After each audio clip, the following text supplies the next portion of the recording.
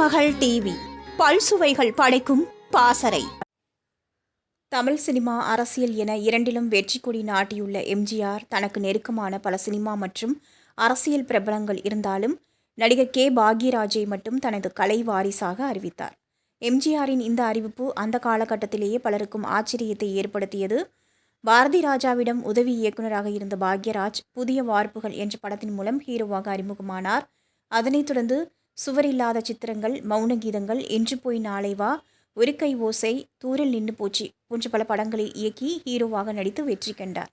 குறிப்பாக பெண் ரசிகர்களுக்கு பிடித்தமான நாயகனாக வலம் வந்த பாக்யராஜ் எம்ஜிஆர் நடித்து பாதியில் நின்று போன அண்ணா நீ என் தெய்வம் என்ற படத்தை கையில் எடுத்துக்கொண்டு தனியாக திரைக்கதை அமைத்து அவசர போலீஸ் 100 என்ற பெயரில் வெளியிட்டு வெற்றி கண்டார்.